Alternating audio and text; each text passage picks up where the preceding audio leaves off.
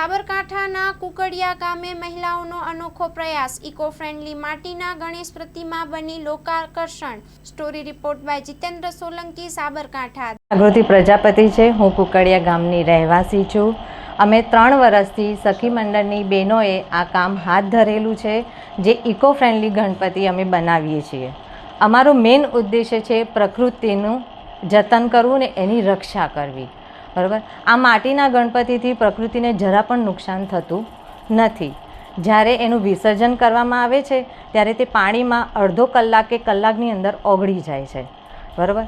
તો એ આપણે જ્યારે એનું સ્થાપના કરીએ છીએ મૂર્તિની અને પછી એનું વિસર્જન કરીએ છીએ તો આપણે જોતા નથી કે મૂર્તિની હાલત શું થઈ રહી છે પાછળથી।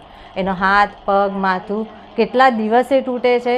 અને જો પીઓપીના ગણપતિ હોય તો કદાચ પીઓપી ખરાબ હોય તો જ એ ઓગળે છે, બાકી એ ઓગળતી નથી એ મૂર્તિ।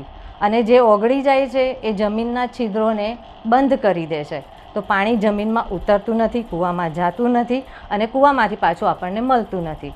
એટલે ઘણી બધી રીતે આપણને એ તકલીફો થઈ રહી છે। એટલે મહેરબાની કરીને ઇકો ફ્રેન્ડલી ગણપતિની જ સ્થાપના કરો એવી મારી વિનંતી છે। એ જ કહેવા માગું છું। જય હિન્દ, જય ભારત। દ્વારા NRLM યોજના અંતર્ગત સખી મંડળની બહેનોને માટી કામની તાલીમ આપવામાં આવી, જેમાં કુકડિયા ગામની સખી 30 બહેનોને માટી કામની તાલીમ આપી, જેમાં એ 10 બહેનો અત્યારે ઇકો ફ્રેન્ડલી ગણપતિની મૂર્તિ તૈયાર કરી અને વેચાણ પણ કરે છે। આ કામ 3 વર્ષથી ચાલુ છે। તેમાંથી જેમાં ઇકો ફ્રેન્ડલી ગણપતિની મૂર્તિ 1 ફૂટથી લઈ 3 ફૂટ સુધીની બનાવે છે।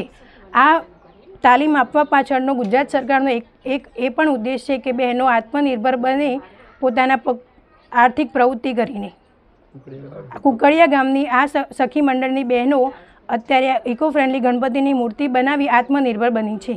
અમે કેટલા વર્ષોથી ગણપતિ લાવીએ છીએ ઘરે, પણ અત્યારે જે પ્રકૃતિની અંદર નુકસાન કરતી જે પીઓપીની વસ્તુ હોય છે એ અમે જોયું ઘણીવાર, અને મને પોતાની બી બહુ ફિલિંગ થયું કે નહીં સારું, આટલા વાતે ગાતે ગણપતિ ઘરે લાવ્યા હોય અને પછી આપણે જ્યારે એને વિસર્જન કરવા લઈ જઈએ અને મૂક્યા પછી 15 દિવસ પછી હું ગયો ત્યાં બી એ ગણપતિ મારી કન્ડિશને જોઈને મારું ખરેખર મને ફિલિંગ થયું કે શું આજથી વાતે ગાતે લઈ ગયા ગણપતિનું આટલું સારું એવું કામ કર્યું, સજાયા, પૂજ્યા, અને આજે એમની કન્ડિશન જોઈને મને પોતાને બહુ ખરેખર હાર્ટલી આમ બહુ ફીલ થયું કે આ ખોટું થઈ રહ્યું છે આ બધું।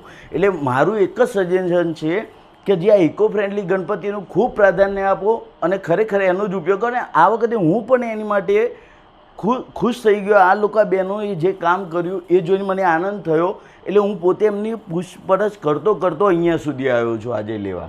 એટલે મારી ખાલી એક જ સજેશન છે કે ઇકો ફ્રેન્ડલી ગણપતિનો યુઝ જેટલો બને એટલો કરો અને પર્યાવરણને હેલ્પફુલ રહો અને નુકસાન કરતી ચીજોને અટકાવવામાં હેલ્પ કરો, બસ।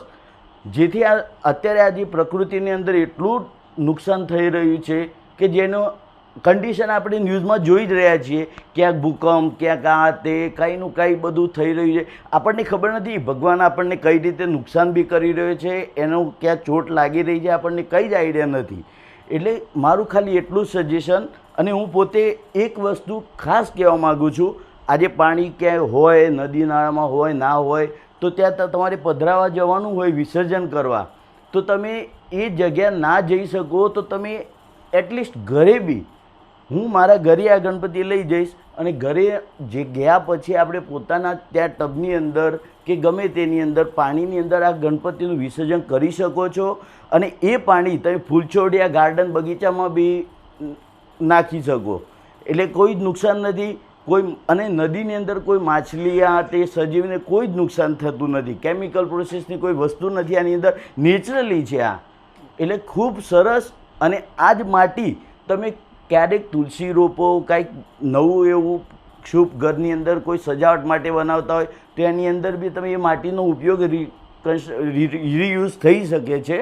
એટલે ખાસ આ ગણપતિનો ઉપયોગ કરો એવી મારી ખૂબ ચાહ છે, ઈચ્છા છે કે જે દરેક લોકો આ યુઝ કરો, બસ। જી, હું કુકડિયા ગામની વતની છું। અમારા ગામમાં ગુજરાત ટેકનોલોજી સંસ્થા દ્વારા ગણેશજીની મૂર્તિની તાલીમ આપવામાં આવી હતી। આ તાલીમ દ્વારા અમે સખી મંડળની 10 બહેનોએ ગણેશજીની મૂર્તિ બનાવવાનું શીખ્યા। ત્યારબાદ અમે 1 ફૂટથી 1.5 ફૂટ સુધી અમે ગણપતિની મૂર્તિ બનાવીએ છીએ. આ મૂર્તિ 1000-1500ની અંદર અમે તેમનું વેચાણ કરીએ છીએ. અમે સખી મંડળની 10 બહેનો જોડાયેલી છે. આમાં કોના સહયોગથી? ગુજરાત ટેકનોલોજી સંસ્થા દ્વારા સહયોગથી અમે કરીએ છીએ.